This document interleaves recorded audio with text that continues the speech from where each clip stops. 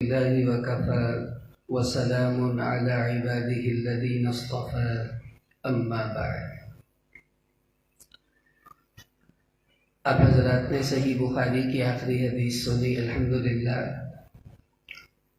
علامہ انور شاہ کشمیری رحمۃ اللہ علیہ فرمایا کرتے تھے کہ جس مجلس میں رسول اللہ صلی اللہ علیہ وسلم کی حدیث پڑھی جائے، اللہ کی قسم وہ دنیا میں جنت کی مجلس ہوتی ہے. اور یہ اللہ کا شکر ہے، اللہ پاک نے ہمیں بھی ایک جنت کی مجلس آج اس مدرسے کی برکت سے نصیب فرمائی ہے. ابھی آپ کے سامنے یہ طلبہ بیٹھے ہوئے ہیں، تقریباً 27 طلبہ ہیں جو اس وقت عالم بن کر اس مدرسے سے فارغ ہو جائیں گے، اور 7 ایسے حضرات ہیں جو مفتی بن کر اس سال فارغ ہو رہے ہیں، اور 33 ایسی بچیاں ہیں جو عالمہ بن کر 6 سال پڑھ کر اسی سال فارغ ہو رہی ہیں. اب یہ ان کی تقریب ہے، اور اس تقریب کی مناسبت بالکل ایسے ہے جیسے نکاح کی تقریب میں رخصتی کا وقت ہوتا ہے. اب ان کا 8 سال کا عرصہ ختم ہوا، بچیوں کا 6 سال کا ختم ہوا، اب گویا کہ رخصتی ہے. اور کتابوں میں شادی کے حوالے سے کچھ باتیں علماء میں مشہور ہیں کہ نکاح اور شادی کیا ہے، کہ سرور شہر، لزوم مہر، غموم دہر، وقوع قہر، قصور ظہر، اور دخول قبر. اب یہ کیا ہے وہ میں عرض کرتا ہوں کہ اس مجلس کو نکاح کی مجلس سے کتنی مناسبت ہے. سب سے پہلی بات، سرور شہر، شادی ہوتی ہے، چند ایک مہینے دعوتوں کے ہوتے ہیں، خوشیاں ہوتی ہیں. اب یہ بچے فارغ ہوں گے، کبھی کسی رشتہ دار کے ہاں دعوت، کبھی کہیں دعوت، کوئی ہار پہنائے گا، کوئی مبارکباد دے گا، کوئی سوٹ ہدیہ کرے گا، وغیرہ وغیرہ. وہ وقت گزر جائے گا. اس کے بعد لزوم مہر، کہ نکاح ہوتے ہی خاوند کے ذمے مہر آ جاتا ہے. اور علماء کا مہر کیا ہے، یہ میرے دائیں طرف جو کتابیں رکھی ہوئی ہیں، اب یہ کتابیں ہم ان کو مہر کے طور پر دینے والے ہیں کہ آگے ساری کی ساری ذمہ داری انہی کتابوں کو دیکھ دیکھ کر پڑھ کر آپ نے امت کی رہنمائی کرنی ہے. لیکن اس میں ایک مشورہ ان حضرات کو بھی ہے اور آپ حضرات کو بھی ہے. ڈھابیل ہندوستان میں ایک مدرسہ تھا، وہاں کے ایک بزرگ تھے استاذ الحدیث حضرت مولانا عبدالرؤوف رحمۃ اللہ علیہ. ایک شاگرد ان کی مالش کر رہے تھے، تو مالش کرتے کرتے انہوں نے اپنے اس شاگرد سے کہا کہ تم نے دیکھا ہے کبھی کہ کوئی لوہار کسی دوسرے سے اوزار مانگ کر اپنی دکان چلاتا ہو؟ کہا جی نہیں. فرمایا کسی بڑئی کو دیکھا ہے وہ کسی اور سے اوزار مانگ کر اپنی دکان چلاتا ہو؟ کہا نہیں. فرمایا اسی طرح علماء کو بھی چاہیے کسی اور سے کتابیں مانگ کر اپنا کام نہ چلائیں، خود کتابیں جوڑ کر اپنی لائبریری بنائیں، اپنا مکتبہ گھر میں بنائیں، تاکہ جو ضرورت کی کتابیں ہیں وہ ان کے پاس ہونی چاہیے. یہ تو تھا انہیں مشورہ. اور آپ کو مشورہ یہ ہے کہ علماء کو جن جن کتابوں کی ضرورت ہوتی ہے، اگر آپ کے پاس اللہ نے مالی استطاعت رکھی ہے تو ان سے پوچھ کر ان کو کوئی کتاب ہدیہ کر دیں گے. پوری زندگی کا صدقہ جاریہ آپ کا ہوگا. جتنا وہ دین کا کام اس کتاب سے کریں گے، سارا ثواب اللہ پاک آپ کو نصیب فرمائیں گے. تیسری بات پھر کیا ہے، غموم دہر. شادی ہوتی ہے، پھر ساری زندگی کا غم انسان کے اوپر آ جاتا ہے، ذمہ داریوں کا بوجھ. لڑکی ہے، اس کو گھر کے کام کاج کرنے پڑ جاتے ہیں. لڑکا ہے، وہ کما کر لاتا ہے، ذمہ داریاں پوری کرتا ہے. اب ان علماء کے ذمے بھی غموم دہرین ہو گیا. وہ یہ کہ اب ان کو کبھی جمعہ پڑھانا پڑے گا، کبھی درس دینا پڑے گا، کبھی کہیں مسائل کے لیے جانا پڑے گا بتانے کے لیے. لوگ گھر مسئلے پوچھیں گے، فون پر مسائل پوچھیں گے. کتنا بوجھ ان کے اوپر آئے گا، اور یہ پوری زندگی کے لیے ہے، 2-4 سال کی بات نہیں ہے. تو اب وہ غموم دہرین جیسے نکاح کے بعد ہے، اب فراغت کے بعد ان کی بھی یہ ذمہ داریاں بن جائیں گی. اس کے بعد کیا ہے وقوع قہرن، شادی ہوتی ہے، دلہن کو ساس بھی باتیں سنا رہی ہے، نند بھی باتیں سناتی ہیں، اور لڑکا ہے اس کو باپ کہتا ہے جدوں دا تیرا بیاہ ہویا تو ہن کوئی کام ہی نہیں کردا، تو ساڈی گل ہی نہیں سندا۔ اسے بہت سی ملامت کا سامنا کرنا پڑتا ہے دونوں کو شادی کے بعد۔ اسی طرح اب تک تو یہ بچے تھے طالب علم، ہر کوئی کہتا تھا چلو جی طالب علم ہے کوئی بات نہیں، اب یہ عالم بن جائیں گے، معاشرے میں جائیں گے۔ اب کوئی نمازی کہے گا جی آپ نے نماز لمبی کیوں پڑھائی ہے، پھر اگلے دن وہ ہلکی پڑھائے گا، کوئی کہے گا جی آپ سنت کے مطابق نماز کیوں نہیں پڑھاتے، مختصر نماز آپ پڑھا دیتے ہیں۔ کوئی کہے گا آپ جمعے کا خطبہ لمبا کیوں دیتے ہیں، کوئی کہے گا آپ چھوٹا کیوں دیتے ہیں۔ یہ ساری ملامتیں دائیں بائیں کی برداشت کرنا اب ان کے مقدر بن جائے گا، کیونکہ یہ ایک ایسا معاملہ ہے جو پوری زندگی کے لیے اب عالم بننے کی وجہ سے ان کے ساتھ چلے گا۔ اس میں آپ حضرات سے بھی درخواست ہے، جو علماء ہیں یہ نبیوں کے وارث ہوتے ہیں، نبی نہیں ہوتے ہیں۔ وہ نبی کی خصوصیت ہے جس میں کوئی عیب نہیں ہوتا، ان میں ڈھیروں عیوب آپ کو نظر آئیں گے، تو بھائی انسان سمجھ کر درگزر کر دیا کرے، مناسب طریقے سے اصلاح کی فکر کر لیا کرے۔ لیکن شور مچا کر آپ علماء کو بدنام نہیں کرتے، اصل میں آپ علم کو بدنام کر رہے ہوتے ہیں۔ کئی لوگ اس کی وجہ سے علم سے متنفر ہو جاتے ہیں۔ کمی تو میری ہے نا، آپ مجھے بتائیے، یہ مت کہیے کہ علماء یوں کرتے ہیں، یہ کہیں کہ مولوی اشفاق نے یوں کیا۔ مجھ پر الزام ضرور لگائیے، لیکن میرے علم پر الزام نہ لگائیں۔ علم پاک ہوتا ہے، میں ناپاک ہو سکتا ہوں، اس لیے یہ اپنا مزاج بنائیں۔ کبھی بھی علماء مدارس کو برا نہ کہیں، اس بندے کو کہیں جس پر آپ کو کوئی اعتراض ہے، تاکہ آپ کی وجہ سے لوگ مدارس اور علماء سے کہیں دور نہ ہو جائیں۔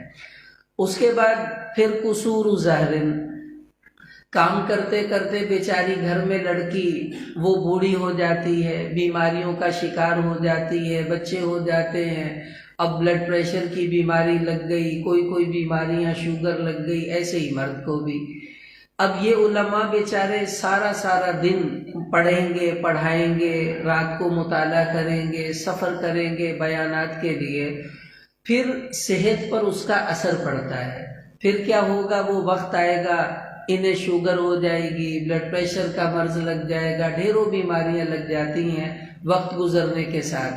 ہمارے ایک بزرگ فرمانے لگے کہ علماء کو مٹھائیوں کے ڈبے اس عمر میں آنے لگتے ہیں جب ان کو شوگر ہو جاتی ہے، اور وہ ان کے کسی کام کے نہیں رہتے۔ فرمایا چلو مہمان کے کام تو آ ہی جاتے ہیں۔ تو اس لیے اب آخری جو بات ہے دخول قبر، کہ پھر جس طرح نکاح کے بعد چلتے چلاتے ایک وقت آتا ہے کہ قبر میں سب کو جانا ہی ہے، پھر یہ علماء اسی علم کے ماحول سے نکل کر علم پھیلاتے پھیلاتے قبروں میں جاتے ہیں، لیکن اللہ ان کا حسن خاتمہ کیسا فرماتے ہیں۔ امام ابو زرع رحمہ اللہ بڑے محدث گزرے، 7 لاکھ حدیثوں کے حافظ تھے، 7 لاکھ حدیثیں۔ فرماتے مجھے ایسے پانی یاد ہیں جیسے تمہیں سورہ فاتحہ یاد ہے۔ اب ان کا انتقال ہونے لگا تو حکم ہے کہ انتقال کے وقت میت کو جو مر رہا ہے اس کو کلمے کی تلقین کرنی چاہیے۔ تو اب 3 محدث پاس بیٹھے ہوئے ہیں، اب سوچ رہے ہیں ان کو کیسے کلمے کی تلقین کریں۔ تو ایک نے کہا کہ میں وہ جو حدیث ہے جس میں آتا ہے کہ من کان آخر کلامہ لا الہ الا اللہ دخل الجنہ، کہ جس کا آخری کلمہ لا الہ الا اللہ ہوا وہ جنت میں چلا جائے گا۔ کہ اس حدیث کی میں سند پڑھتا ہوں، اللہ کرے ان کے کان میں وہ آواز جائے تو یہ وہ حدیث پڑھیں گے جس کی وجہ سے ان کی زبان پر کلمہ بھی جاری ہو جائے گا۔ اب انہوں نے ایک جو بیٹھے ہوئے تھے پاس، انہوں نے اپنی سند سے حدیث شروع کی، کہنے لگے حدثنا بندار قال حدثنا عبد الحمید بن جعفر عن صالح عن صالح عن صالح، یوں بار بار پڑھتے رہے کہ شاید یہ آنکھ کھولیں، زبان ہلائیں، لیکن وہ نہیں بولے۔ پھر دوسرے شروع ہوئے، انہوں نے بھی اسی سند کو شروع کیا۔ حدثنا بندار قال حدثنا عبد الحمید بن جعفر عن صالح بن ابی تھوڑا سا وہ آگے بڑھے لیکن وہ اسی طرح لیٹے رہے، پھر ایک دم آنکھ کھولی اور امام ابو زرعہ رحمہ اللہ وہیں بستر پر لیٹے لیٹے قریب المرگ ہیں، فوراً اپنی سند سے حدیث کو شروع کیا، کہنے لگے حدثنا ابو عاصم قال حدثنا عبد الحمید بن جعفر عن صالح بن ابی اریب عن کثیر بن مرہ عن معاذ بن جبل رضی اللہ عنہ قال النبی صلی اللہ علیہ وسلم، لیٹے ہوئے بستر پر، من کان آخر کلامہ لا الہ الا اللہ، اتنا پڑھا، اب آگے کہنا تھا دخل الجنہ، لیکن جو ہی کہا نا لا الہ الا اللہ، وہی ان کی روح نکل گئی، اور زبان سے جو کہنا تھا وہ زبان سے نہ کہہ سکے، عمل سے بتا دیا کہ اب سیدھے جنت میں پہنچ گئے۔ تو یوں علماء کا اللہ خاتمہ اس علم کے ماحول کی برکت سے خیر والا فرما دیتے ہیں۔ اب امام بخاری رحمہ اللہ نے جو آخری حدیث بیان کی اس کو بھی اسی مجلس سے مناسبت تھی، میں نے اس لیے یہ باتیں عرض کی کہ جب بیٹی یا بیٹا اس کی شادی ہوتی ہے تو بڑے اس کو نصیحتیں کرتے ہیں اور سمجھاتے ہیں۔ اسی طرح امام بخاری رحمۃ اللہ علیہ اب ان طلبہ طالبات کو کچھ نصیحت کرنا چاہتے ہیں۔ وہ نصیحت کیا ہے؟ وہ یہ کہ آخر میں کتاب التوحید والرد علی الجہمیہ لے کر آئے، یہ بتانے کے لیے کہ دیکھو دین کے ماحول میں اگر موت تک اس پر جمنا چاہتے ہو تو کبھی بھی اپنے بڑوں کا دامن اپنے ہاتھ سے چھوٹنے مت دینا۔ کیوں کہ یہ جو جہمیہ تھے یہ معتزلہ کی شاخ ہے، انہوں نے اپنے زمانے میں رہ کر صحابہ رضی اللہ تعالی عنہ جیسی مبارک شخصیات سے اپنا دامن چھڑا دیا، ان پر اعتماد نہیں کیا، بلکہ الٹا ان کی تحقیقات کے مقابلے میں اپنی عقل کو پیش کر کر اس کو رد کرنے کی کوشش کی۔ اچھا آپ تجربہ کر کر دیکھیں، میں آپ کو پورے وثوق سے یہ بات کہتا ہوں، جتنے بھی فرقے وجود میں آتے ہیں، آج بھی جو نئے نئے فرقے وجود میں آ رہے ہیں، آپ ان سارے فرقوں کی بنیاد دیکھ لیں، ایک ہی بات اس کی بنیاد میں آپ کو ملے گی، وہ کیا کہ جس آدمی نے اپنے بڑوں سے دامن چھڑوا لیا اور اپنے بڑوں کی تحقیقات پر اعتماد نہیں کیا، وہ کسی نہ کسی گمراہی کا شکار ہو کر کسی نہ کسی فرقے کا بانی بن جاتا ہے۔ آپ دیکھ لیجئے مرزا غلام احمد قادیانی کیا تھا؟ سب سے پہلے اس نے تقلید سے اپنا دامن چھڑوایا کہ میں کسی کا پابند نہیں، پھر جن جن نیک لوگوں کے پاس وہ کبھی رہا ہے اس نے ان سے بھی اپنا دامن چھڑوایا اور ان کی تحقیقات پر بجائے اس کے کہ اعتماد کرتا الٹا مخالفت کی، اور آہستہ آہستہ وہ وقت آیا کہ اس ظالم نے ختم نبوت پر ڈاکہ ڈال کر اپنی نبوت کا دعویٰ بھی کر دیا۔ عبداللہ چکڑالوی یہ وہ آدمی ہے جو حدیث کے ماہرین میں شمار ہوتا تھا اپنے زمانے کے اندر، اور یہ کوئی عام آدمی نہیں تھا، لیکن حدیث کی تشریح میں کہتا تھا میں نہیں مانتا کسی کی بات بڑوں کی، میں خود کروں گا جو مجھے سمجھ میں آ رہی ہے۔ کرتے کرتے وہ وقت آیا کہنے لگا یہ سب حدیثیں جھوٹی ہیں، گھڑی ہوئی ہیں، اللہ کا قرآن کافی ہے، مجھے حدیث کی ضرورت نہیں، اور کھلم کھلا اس نے اللہ کے محبوب کی حدیثوں کا انکار کر دیا، دامن بڑوں کا چھوڑا۔ دیکھیں ناکامیاں کیسے مقدر بنتی ہیں۔ اسی طرح سر سید اب دیکھ لیں کہ انہوں نے جو ایک سلسلہ چلا آ رہا تھا بڑوں کا، یعنی تفسیر کے اندر، کہ جتنے بھی معجزات ہیں انبیاء کے وہ سب حقیقت ہے، اللہ کی قدرت کا مظہر ہے، لیکن وہ یہ کہتا تھا نہیں بھائی نہیں، عقل میں نہیں آتا کہ پتھر سے پانی کیسے نکل سکتا ہے، ایک انسان معراج پر اسی جسم کے ساتھ کیسے جا سکتا ہے، اوپر تو خلا میں یہ ہے وہ جو سائنسی باتیں دماغ میں گھسی ہوئی تھیں۔ تو اس نے پوری تفسیر میں اس بات کو ثابت کرنے کی کوشش کی کہ کوئی معجزہ اپنی حقیقت پر نہیں ہے، اور حضور علیہ السلام کا معراج جسمانی نہیں، وہ تو خواب میں ہوا تھا، اور یوں وہ نیچری فرقے کے ساتھ مل کر ان کے بانیان میں شامل ہوا اور معجزات کا انکار کر بیٹھا۔ اور میں عرض کرتا چلوں ہمارے نوجوان اپنے ساتھیوں سے، آج بھی اسی روش پر ایک بندہ سوشل میڈیا میں مرزا انجینئر کے نام سے، محمد علی انجینئر، وہ اسی روش پر چل پڑا ہے، اور اب وہ کتنا بڑا ایک عجیب فتنہ بن کر سامنے آ رہا ہے۔ وہ بھی یہ چاہتا ہے کہ جس طرح میں نے کسی کا دامن نہیں پکڑا ہوا، میں کسی کے تابع ہو کر نہیں چلتا، کسی کو بھی نہیں چلنا چاہیے۔ اب جب کوئی کسی قانون کا پابند ہی نہیں ہوگا تو بھائی پھر تو ایکسیڈنٹ ہوں گے جگہ جگہ۔ پھر وہ تحقیقات سامنے آئیں گی جن میں صحابہ پر انگلیاں اٹھیں گی، اور ترمذی میں روایت ہمارے بچوں نے پڑھی، آپ صلی اللہ علیہ وسلم نے فرمایا وَلَعَنَ آخِرُ هَذِهِ الْأُمَّةِ أَوَّلَهَا، اس امت میں بعد میں ایسے لوگ پیدا ہوں گے جو اپنے پہلے گزرے ہوئے نیک لوگوں پر انگلیاں اٹھائیں گے، بھلے وہ صحابہ ہوں، ائمہ ہوں یا علماء ہوں۔ اور یہ بندہ اس حدیث کا اب مصداق بن کر سامنے آیا ہوا ہے۔ کون ہے جو اس کی زبان سے بچا ہوا ہے، آپ بتا دیں۔ نہ وہ صحابہ کو چھوڑتا ہے، نہ محدثین کو چھوڑتا ہے، نہ فقہا کو چھوڑتا ہے، نہ کسی ولی کو چھوڑتا ہے، نہ کسی اور کو، حتیٰ کہ وہ تو اپنے ماں باپ کو بھی نہیں چھوڑتا۔ بات میں بتاتا نہیں، آپ نے سنی ہے اس کی باتیں، عجیب، اس کا اللہ پاک اس کی حفاظت کرے بیچارے کے ایمان کی۔ تو اب امام بخاری رحمہ اللہ یہ نصیحت کر رہے ہیں کہ دیکھو جس طرح یہ جہمیہ، انہوں نے بڑوں کا دامن چھوڑا اور گمراہ ہو گئے۔ اے طلبہ، اے طالبات، تمہیں بھی نصیحت کر رہا ہوں کہ تم اس کتاب کو پڑھ کر فارغ ہو رہے ہو۔ میں نے پہلے مناقب صحابہ بیان کیے، جو بڑوں کے ساتھ جڑے وہ اس قابل ہوئے کہ ان کی تعریف ہوئی ہے، اور جو بڑوں سے کٹے وہ ایسے ہوئے کہ ان کی مذمت مجھے بیان کرنی پڑ رہی ہے، اور اسی پر امام بخاری رحمہ اللہ نے یہ کتاب آخر میں باندھی ہے۔ اب یہاں ایک بات سمجھیے، یہ جو جہمیہ ہیں، معتزلہ کی شاخ ہے۔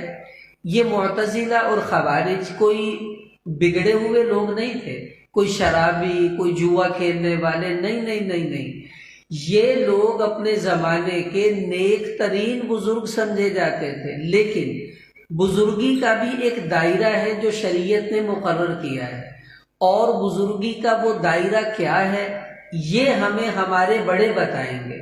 اگر ہم بڑوں سے دامن چھوڑائیں گے تو معتزلہ نے صحابہ کے زمانے میں صحابہ پر اعتماد نہیں کیا۔ مثلا سب صحابہ کا متفقہ ایک عقیدہ تھا کہ اگر کسی آدمی سے گناہ کبیرہ ہو جائے، انسان ہو جاتا ہے، جھوٹ بول دیا، چوری کر لی، چغلی کر دی، وغیرہ وغیرہ، تو گناہ کبیرہ کرنے سے آدمی دائرہ اسلام سے خارج نہیں ہوتا، مسلمان رہتا ہے۔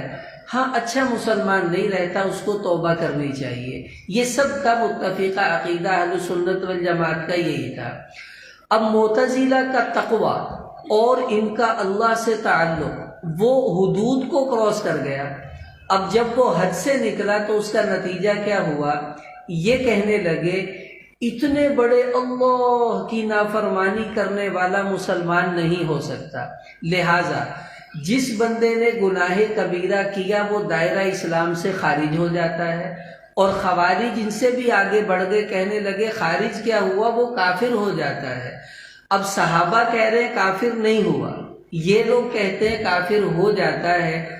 عقل، بڑوں پر اعتماد نہ کرنا اور اپنے بڑوں کا دامن چھڑانے کا یہ نتیجہ نکلا کہ یہ صحابہ کے مقابلے پر اس زمانے میں آ کر کھڑے ہو گئے، اور انہی پر امام بخاری یہاں رد فرما رہے ہیں کہ اسی عقیدے میں ان کا ایک عقیدہ یہ تھا کہ صحابہ یہ فرما رہے ہیں کہ قیامت میں اللہ تعالیٰ اعمال کا وزن کریں گے، اور یہ کہتے تھے نہیں، اعمال تو نظر ہی نہیں آتے ہیں۔ مثلا میں نے سبحان اللہ کہا، آپ کو نظر نہیں آیا، تو آپ اس کو تولیں گے کیسے؟ تو یہ کہتے تھے اعمال چونکہ اعراض ہوتے ہیں جو نظر نہیں آتے، اور جو چیز نظر نہیں آتی آپ اس کو تول کیسے سکتے ہیں؟ لہٰذا ہماری عقل کہتی ہے اعمال نہیں تول سکتے، تو قیامت میں اللہ اعمال کا وزن نہیں کریں گے۔ اب صحابہ کہہ رہے ہم نے حضور سے سنا ہے کریں گے، یہ کہتے تھے ہماری عقل کہتی ہے نہیں ہو سکتا۔ تو اب بڑوں کا دامن جب چھڑاتا ہے انسان تو میرے عزیزوں یوں گمراہ ہو جاتا ہے۔ اب دیکھیے میں ایک بات بڑی اہم عرض کرتا ہوں ان بچوں سے بھی اور آپ حضرات سے بھی، وہ یہ کہ ہمیں کرنا کیا ہے یہ بھی ہمارے بڑے ہی بتائیں گے، اور ہمیں چھوڑنا کیا ہے یہ بھی ہمارے بڑے ہی بتائیں گے۔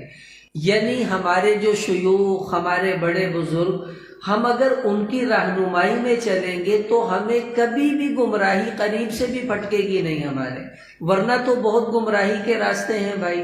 مثلا اب کرنا کیا ہے، میں جس کو نیکی سمجھتا ہوں یہ ضروری نہیں ہے کہ وہ نیکی بھی ہو اور میرے لیے خیر بھی ہو۔ مثلا حضرت تھانوی رحمۃ اللہ علیہ، ان کے ایک مرید تھے، بہت بڑے آفیسر تھے، وہ ان کے صحبت میں آئے، اللہ نے زندگی پلٹی تو ایک دن حضرت نے دیکھا کہ وہ آنے والے لوگوں کی جوتیاں سیدھی کر رہے تھے، تو حضرت نے ان کو بلایا اور بلا کر پوچھا آپ کب سے جوتیاں سیدھی کر رہے ہیں؟ کہا جی مجھے تو کافی دیر ہو گئی ہے۔ فرمایا آئندہ آپ نے لوگوں کی جوتیاں سیدھی نہیں کرنی۔ انہوں نے کہا حضرت کیوں؟ اس طرح تو تواضع پیدا ہوتی ہے، عاجزی آتی ہے، اور میں اتنا بڑا آفیسر ہو کر جوتیاں سیدھی کروں گا تو میرے اندر کی میں مر جائے گی، تو آپ مجھے کیوں روک رہے ہیں اس عمل سے؟ حضرت نے فرمایا اچھا یہ بتاؤ جب تم جوتیاں سیدھی کرتے ہو تمہارے دل میں یہ خیال تو آتا ہی ہوگا کہ تم کتنے بدل گئے ہو، کہاں تمہارا روب دبدبا تھا اور کہاں تم لوگوں کی جوتیاں سیدھی کر رہے ہو، کتنا اللہ نے تمہیں بدل دیا۔ کہاں حضرت یہ خیال تو آتا ہے کہ یار تم تو گلاس بھی کبھی پانی کا اٹھا کر نہیں پیتے تھے اور آج عام لوگوں کی جوتیاں سیدھی کر رہے ہو۔ فرمانے لگے اپنے آپ کو بدلا ہوا سمجھنا، نیک سمجھنا، یہ نیکی کا تکبر ہے۔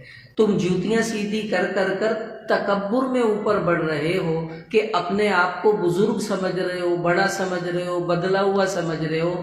اب دیکھیں وہ بندہ یہ سمجھ رہا ہے کہ جوتی سیدھی کرنا میرے لیے مفید ہے، بڑوں نے بتایا کہ تمہیں الٹا نقصان ہو رہا ہے، تمہیں ایسا نہیں کرنا چاہیے۔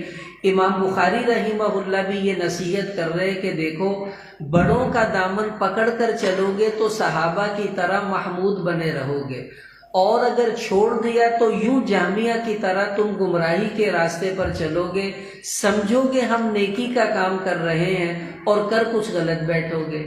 تو کرنا کیا ہے یہ بھی بڑوں کے دامن میں رہ کر سیکھنا ہے، اور چھوڑنا کیا ہے یہ بھی بڑوں کے دامن سے سیکھنا ہوگا۔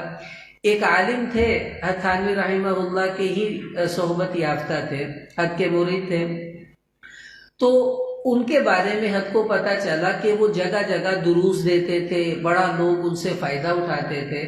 انہوں نے اپنے دروس کا سلسلہ بند کر دیا، تو حضرت نے ان کو بلا کر پوچھا بھئی آپ نے دروس کیوں بند کر دیے؟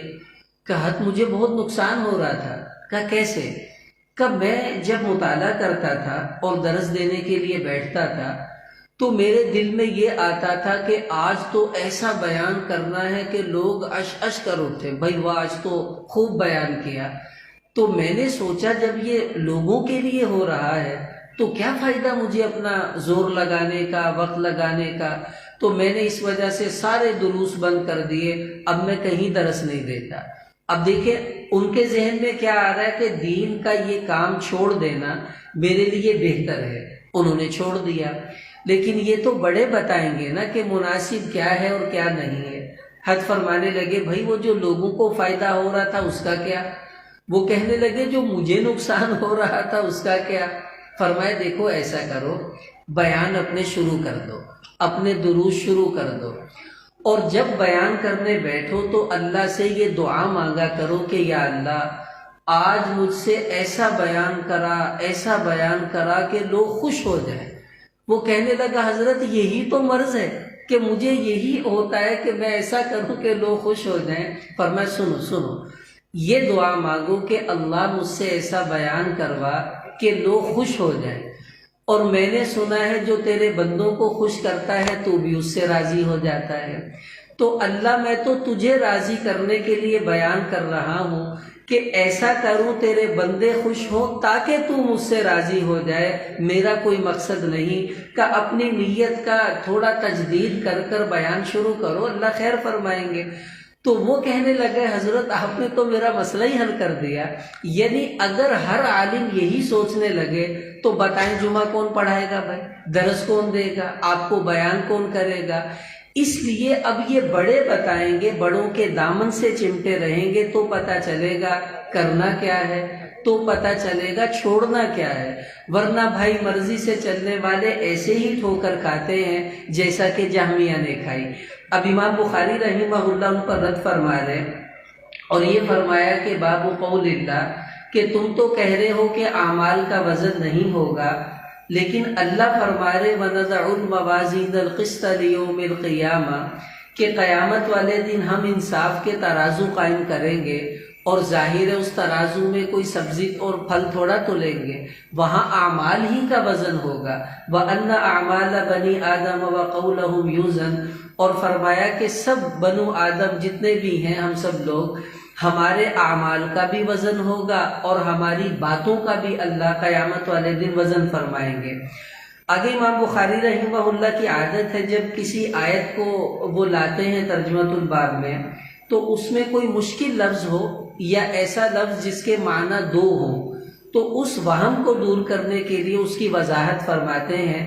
اب یہاں پر قسط کا لفظ تھا اور قسط قسط یقسط قسطا سے ہو تو اس کا معنی ہے انصاف، اور قسط یقسط قسطا سے ہو تو اس کا معنی ہوتا ہے ظلم۔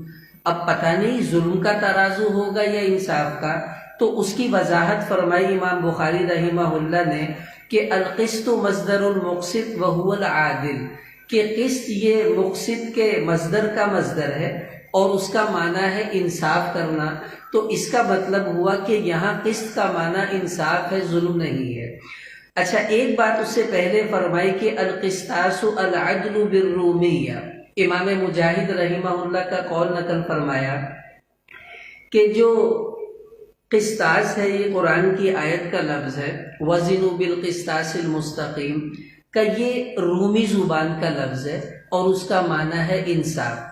اب آپ غور کیجئے کہ جو ایسے الفاظ تھے جو عربی نہیں تھے، جب وہ قرآن کے ماحول میں آئے، قرآن کے اندر استعمال ہوئے، تو وہ غیر عربی لفظ قرآن کی برکت سے عربی بن گئے۔ اب اگرچہ یہ رومی زبان کا لفظ تھا لیکن اب یہ رومی کا نہیں رہا، اب یہ عربی کا لفظ بن چکا ہے۔ اِنَّا أَنزَلْنَاهُ قُرْآنًا عَرَبِيًّا بِلِسَانٍ عَرَبِيٍّ مُبِينٍ، اب یہ عربی ہی شمار ہوگا، اب یہ رومی نہیں رہے گا۔ کیوں؟ اب اس سے ایک سبب امام بخاری رحمہ اللہ میں دے رہے ہیں کہ دیکھو اگر نیک آدمی بری صحبت چھوڑ دیتا ہے جیسا کہ جہمیہ نے چھوڑا تو وہ گمراہ ہو گئے، اور اگر کوئی برا انسان نیک صحبت میں آ جاتا ہے تو نیک ماحول کی برکت سے اللہ پاک اسے وقت کا ولی بنا دیا کرتے ہیں کہ غیر عربی جب عربی کے ماحول میں آئے تو وہ لفظ بھی عربی بن گئے۔ تو اگر غیر صالح کسی صالح ماحول میں آ جائے گا اللہ اسے بھی صلحاء میں شامل فرمائیں گے۔ اس کی مثال ایک شخص ہے عبداللہ بن مسلمہ کعنبی، اپنے زمانے کے سب سے بڑے بدماش ڈاؤن قسم کے بندے تھے، اور ایسے تھے جس سے بدماش بھی کانپتے تھے۔ اب بھائی وہ تو بازار میں کھڑے ہوئے ہیں، شعبہ بن حجاج رحمۃ اللہ علیہ امیر المؤمنین فی الحدیث کہلاتے ہیں اپنے زمانے کے، وہ گزر رہے ہیں تو یہ جو عبداللہ تھا اس نے بلایا، کہا جی فرمائیے، کہا مجھے کوئی حدیث سناؤ۔ تو شعبہ بن حجاج رحمۃ اللہ علیہ فرمانے لگے کہ اللہ کے محبوب کی حدیثیں ایسے بے ادبی سے سنی جاتی ہیں جیسے تم سن رہے ہو۔ تو وہ کہنے لگا اب بھائی بدماش کیا جانے ادب کیا ہوتا ہے، اس نے کندھا پکڑ کر ہلایا، اب وہ میرے جیسے کمزور تھے اور وہ بھائی بڑا تگڑا پہلوان، تو وہ ہل گئے۔ کب جانتے ہو نا عبداللہ ہوں، سناؤ ورنہ ہڈی پسلی کر دوں گا۔ کہا ایک ہی سناؤں گا۔ کہا چلو ایک سناؤ۔ تو انہوں نے پھر سند پڑھی اور حدیث سنائی کہ نبی اکرم صلی اللہ علیہ وسلم نے ارشاد فرمایا اذا لم تستحی فاصنع ما شئت، کہ جب تو بے حیا ہو جائے پھر جو چاہے کر، یہ کہہ کر چلے گئے۔ اب اس نے سوچا بھائی یہ تو مجھے کوئی نصیحت کر گئے ہیں۔ رات کو شعبہ بن حجاج رحمۃ اللہ علیہ کے دروازے پر دستک ہوئی، کھولا تو وہی ڈان سامنے کھڑا ہے۔ ہاں بھائی کیسے آئے؟ کہ پوری زندگی کسی سے معافی نہیں مانگی، آج پہلی دفعہ معافی مانگنے آیا ہوں، مجھے معاف کر دیجیے۔ وہ سمجھ گئے لوہا گرم ہے، ابھی ہتھوڑی صحیح لگے گی۔ فرمانے لگے کوئی معافی نہیں، ایک شرط پر معاف کروں گا، روزانہ میرے پاس تھوڑا وقت دین سیکھنے کے لیے آیا کرو۔ وہ کہنے لگا میں تو بدماش ہوں، میں آپ کے پاس آؤں گا تو میرا تو کاروبار ٹھپ ہو جائے گا، لوگ کہیں گے تو شریف ہو گیا، اب اس سے کیا ڈرنا۔ کہ چل رات کو آ جایا کر۔ کہا رات کو آ جاؤں گا، یہ میرے لیے پاسبل ہے۔ اب وہ رات کو آتا، اب ماحول کی برکت سے اس کے دل کی دنیا پلٹنا شروع ہوئی، رفتہ رفتہ رفتہ۔ اب اس نے کیا کیا، دن میں بدماشی، رات کو اللہ اللہ، پھر دن میں بھی اللہ اللہ شروع ہوئی، آہستہ آہستہ وہ سارا کچھ ختم ہو گیا۔ پھر وہ وقت آیا کہ یہی جو آدمی عبداللہ بن مسلمہ کعنبی، جو کل بدماش اچکا ڈون قسم کا بندہ تھا، آپ حیران ہوں گے اللہ نے پھر اس کو ایسا پلٹا، اتنا بڑا انسان بنا۔ امام بخاری اس کے شاگرد بنے بعد میں، اور امام مسلم اس کے شاگرد ہیں، امام ابو داود اس کے شاگرد ہیں۔ جب بھی آپ پڑھیں صحیح بخاری میں حدثنا عبداللہ، وہ یہی ہوتے ہیں۔ امام ابو داود حدثنا الکعنبی، وہ یہی ہوتے ہیں۔ اب نیک ماحول میں ایک بدماش آیا ہے، اللہ نے اسے وقت کا ولی بنایا۔ اس وقت کیا ان کے بعد قیامت تک جتنے بھی علماء بنے ہیں اور بنیں گے قیامت تک، سارے کے سارے اسی عبداللہ بن مسلمہ کعنبی رحمۃ اللہ علیہ کے شاگرد ہیں۔ میں بھی ان کا شاگرد ہوں، یہ بچے بھی ان کے شاگرد بن گئے، کیونکہ ہماری سند میں ان کا نام بھی آتا ہے۔ اب آپ دیکھ لیجئے نیک ماحول انسان پر کتنا اثر انداز ہوتا ہے۔ اس لیے بھائی مدارس کا ماحول نیک ہے۔ چلو آپ پڑھ نہیں سکتے، 8 سال آپ کے پاس ٹائم نہیں ہے، تو تبلیغی جماعت ایک ایسا پلیٹ فارم ہے جو چلتا پھرتا نیک ماحول ہے۔ آپ 3 دن لگائیں، 4 ماہ لگائیں، جتنی اللہ توفیق دیں۔ کتنوں کی زندگیاں اس ماحول سے پلٹی ہیں، ہماری بھی اللہ پلٹیں گے انشاءاللہ۔ تو اب یہ امام بخاری رحمہ اللہ نے اشارہ کر دیا کہ غیر عربی لفظ قرآن کے ماحول میں آ کر عربی بن جاتے ہیں، تو تم بھی نیک ماحول میں آؤ گے، اللہ تمہیں بھی پلٹ کر نیک جیسا بنا دیں گے انشاءاللہ۔ آگے امام بخاری رحمہ اللہ روایت لے کر آئے ہیں اپنے استاذ احمد بن اشکاب سے۔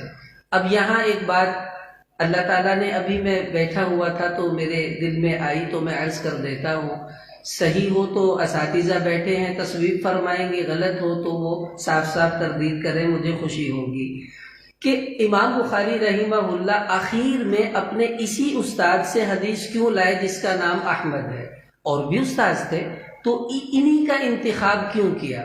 اس کی وجہ 6 لاکھ حدیثوں سے چھانٹ کر یہ روایت یہاں امام بخاری لائے ہیں۔ اس میں کوئی اشارہ ہے، وہ کیا؟ قرآن میں اللہ تعالیٰ نے ارشاد فرمایا، عیسیٰ علیہ السلام اپنی امت کو بتا رہے ہیں، مبشرم برسول یأتی من بعد اسمہ احمد، کہ میرے بعد ایک آخری نبی آئیں گے جن کا نام احمد صلی اللہ علیہ وسلم ہوگا۔ اب امام بخاری آپ سب کو بتا رہے ہیں کہ دیکھو یہ میرے استاذ احمد ہیں، ان سے میں اپنی آخری حدیث کتاب کی لایا ہوں۔ اس کے بعد صحیح بخاری ختم ہو گئی۔ اب آپ کو کوئی بندہ کہے کہ نہیں یار یہ آخری حدیث نہیں ہے صحیح بخاری کی، ابھی تو بخاری چل رہی ہے، فلاں حدیث آئے گی یا فلاں ہے یا ہو سکتی ہے، تو آپ کہیں گے یار جب سے امام بخاری نے یہ کتاب لکھی اور پڑھی پڑھائی جا رہی ہے، آج تک ہمیں ہر ایک نے بتایا کہ یہ صحیح بخاری کی آخری حدیث ہے، تم کہاں سے آگے جو یہ کہہ رہے ہو کہ ابھی تو بخاری چل رہی ہے؟ اس کا مطلب ہے تم جھوٹ بول رہے ہو، تم غلط کہہ رہے ہو۔ تو امام بخاری رحمہ اللہ اشارہ کر رہے ہیں ختم نبوت کی طرف کہ جس طرح میرے استاذ احمد بن اشکاب سے میں یہ آخری روایت لے کر آیا ہوں، اس کے بعد میری کتاب ختم ہو گئی۔ اب اگر کوئی کہے کہ اس کے بعد بھی صحیح بخاری کی کوئی حدیث ہے، وہ جھوٹا ہوگا، وہ کذاب ہوگا۔ اسی طرح احمد صلی اللہ علیہ وسلم سلسلہ نبوت کے آخری نبی ہیں، ان کے بعد نبوت کا سلسلہ بند، جیسے اس استاذ کے بعد میری کتاب ختم، حضور صلی اللہ علیہ وسلم کے بعد سلسلہ نبوت ختم، اب یہاں اس کے بعد کتاب بند، اسی طرح نبوت کا سلسلہ بھی بند۔ اب کوئی کہے نہیں جی وہ ذلی، وہ بروزی، وہ فلاں فلاں نبوت گنجائش ہے، تو سمجھ جائیے گا وہ جھوٹا ہے، کذاب ہے، دجال ہے، اور اس کو قادیانی کہتے ہیں، اس لیے ان سے بچ کر رہنا ہے۔ تو یہ امام بخاری رحمہ اللہ جاتے جاتے ہمیں ختم نبوت بھی سمجھا گئے کہ سمجھ لو کہ یہ ختم نبوت کی طرف اشارہ ہے۔ آگے روایت نبی اکرم صلی اللہ علیہ وسلم کی جو نقل فرمائی، اب وہ تھوڑا سماعت فرمائیے۔ آپ صلی اللہ علیہ وسلم نے فرمایا کلمتان حبیبتان الی الرحمن، دو جملے ایسے ہیں جو رحمان کو بڑے محبوب ہیں، بڑے پسند ہیں۔ اب یہ رحمان کو کیوں پسند ہے؟ اس لیے کہ ان کلمات میں اللہ کی جامع ترین تعریف کی گئی ہے، اور وہ تعریف کیا ہے؟ کسی بادشاہ کی تعریف کرتے ہیں تو دو پہلوؤں سے کرنی پڑے گی، ایک یہ کہ وہ بادشاہ جھوٹا نہیں ہے، دھوکے باز نہیں ہے، وغیرہ وغیرہ۔ دوسرا یہ کہ وہ عادل ہے، وہ سخی ہے، یعنی اس کی سلبی صفات بھی بتانی پڑیں گی اور وجودی بھی بتانی پڑے گی، تب تعریف کامل ہوتی ہے۔ تو یہاں سبحان اللہ و بحمدہ بندہ کہتا ہے کہ اللہ کوئی عیب تجھ میں نہیں ہے، سارے عیب مجھ میں، تو ہر عیب سے پاک ہے۔ اللہ خوش ہو گئے، لیکن میرے بندے وہ آدھی تعریف ہوئی ہے کہ وَبِحَمْدِهِ، اللہ ساری خوبیاں تجھ میں ہیں، مجھ میں تو خامیاں ہی خامیاں ہیں۔ اب چونکہ تعریف مکمل ہو گئی، اسی لیے آپ صلی اللہ علیہ وسلم نے فرمایا حبیبتان الی الرحمن، یہ کلمات رحمان کو بڑے محبوب ہیں کہ دونوں قسم کی تعریف ہوئی تو رحمان ہم سے خوش ہو جائے گا۔ اور دوسرا معنی علماء نے لکھا محبوب قائلها عند اللہ، کہ جو ان کلمات کو پڑھے گا یہ کلمات اسے اللہ کی نگاہوں میں محبوب بنا دیں گے۔ اب وہ کلمات تو بھائی پھر بڑے مشکل ہوں گے، بہت لمبے ہوں گے، کہ نہیں خفیفتان علی اللسان، بہت ہلکے ہیں زبان پر، مشکل نہیں ہے پڑھنا۔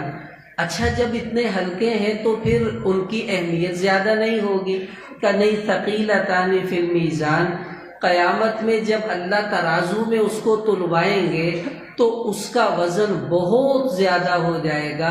ایسا مت سمجھو کہ چھوٹے ہیں تو وزن نہیں ہوگا، وزن بہت زیادہ ہو جائے گا۔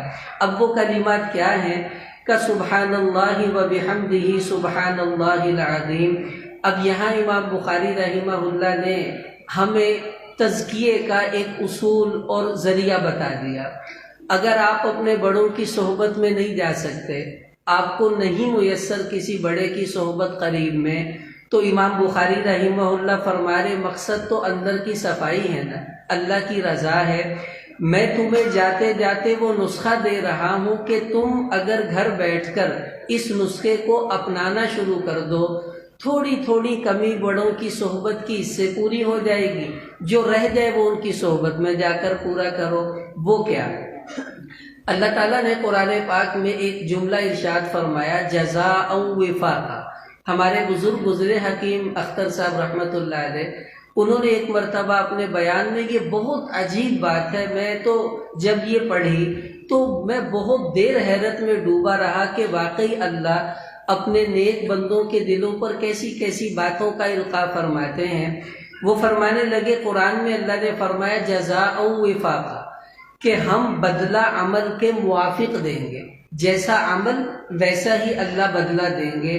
اب آپ اسی پر اس روایت کو منطبق کیجئے کہ آپ صلی اللہ علیہ وسلم نے فرمایا جب بندہ کہے گا سبحان اللہ، تو میں نے کہا اللہ تو ہر عیب سے پاک ہے، اب جزاء وفاقا، اللہ اس کا بدلہ کیا دیں گے؟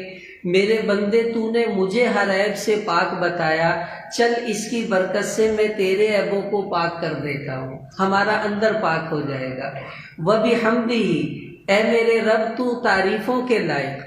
اللہ پاک فرمائیں گے جزاء وفاقا، میرا بندہ تو میرا حامد بنا ہے نا، اب اس کی برکت سے میں تجھے محمود بناؤں گا، تو نے میری تعریف کی، میں تجھے ایسا بناؤں گا لوگ تیری تعریف کیا کریں گے اور تیرے لیے اچھے اچھے بول بولا کریں گے۔ اور سبحان اللہ العظیم، بندہ کہے گا اللہ تو بڑی عظمت والا، اللہ پاک فرمائیں گے جزاء وفاقا، میرے بندے تو نے میری عظمت کو بیان کیا، اب میں تجھ سے کوئی ایسا نیک کام کرواؤں گا کہ لوگوں کی نگاہوں میں تیری عظمت بھی سب کے سامنے آ جائے گی اور تو بھی ان کا محبوب اور معزوب معظم بن جائے گا۔ تو اب یہ کلمات ہمارے دنیا کے بننے کا ذریعہ، آخرت کے بننے کا ذریعہ، دل صاف ہوا، رب راضی ہوا، دنیا بھی بنے گی، آخرت بھی بنے گی۔ تو آپ صلی اللہ علیہ وسلم کے پاس ایک صحابی آئے کہ یا رسول اللہ بہت تنگی ہے روزی کی، کچھ وظیفہ بتائیے۔ آپ صلی اللہ علیہ وسلم نے فرمایا تم فرشتوں کی تسبیح کیوں نہیں کرتے؟ کہا وہ کیا ہے؟ فرمایا سبحان اللہ و بحمدہ، یہ فرشتوں کی تسبیح ہے، اس کی برکت سے اللہ ساری مخلوق کو روزی دیتے ہیں۔ اب یہ وظیفہ ہماری دنیا کے بننے کا ذریعہ بھی بنا، آخرت کے بننے کا ذریعہ بھی بنا۔ میں بھی پڑھتا ہوں، آپ بھی پڑھیے، آج سے اس وظیفے کو شروع کر دیجئے اور موت تک کی نیت کر لیجئے۔ انا عند ظن عبدی بی، اللہ پاک فرماتے میرا بندہ جیسا گمان کرے گا میں ویسے ہی فیصلے کر دوں گا۔ موت تک کی نیت کریں گے، اللہ موت تک ہی توفیق انشاءاللہ نصیب فرمائیں گے۔ اب پڑھ لیجئے سبحان اللہ و بحمدہ سبحان اللہ العظیم، سبحان اللہ و بحمدہ سبحان اللہ العظیم، سبحان اللہ و بحمدہ سبحان اللہ العظیم۔ اللہ تعالیٰ مجھے بھی عمل کی توفیق عطا